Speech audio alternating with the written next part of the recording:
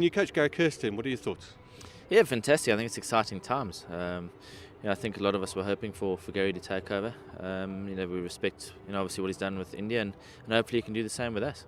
There's obviously been a lot of other changes as well, with AB becoming the one-day captain and everything else. What are your thoughts about the kind of the Proteas moving forward now? Yeah, it always seems to happen after World Cups. I think there's always a lot of changes that go forward, especially if you don't win it. But like I said, it's exciting times. I think a lot of people are keen to see how AB does. I'm sure he's going to do extremely well. I think he's excited about getting the job.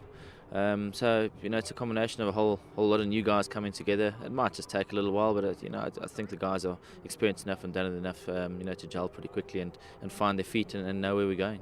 Obviously, it was disappointing, the World Cup. It didn't quite go, because of the promise you showed in the group stage, I think, more than anything else. Well, how do you now reflect on that tournament? Yeah, look, frustrating again. I think if someone can find the reasons why we come short in those World Cup tournaments, I think he'll be a very sought-after man. So, yeah, frustrating. But I think for me the key going forward is keeping this group of guys together that played in that World Cup, because it is a young side and probably was the one area that we lacked was a little bit of experience. But I really believe that if the side, or majority of the side, stays together now for the next 4 years, I think it'll be a very competitive outfit coming the next World Cup, and hopefully that experience that we lacked a little bit now, hopefully it'll play and put us in good stead for that World Cup. Now, the next series is against Australia. It's a great series, obviously, coming up for the fans to watch and everything else.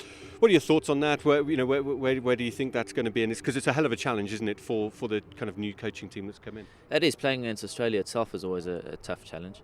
But I think we've got the side to put up a good show.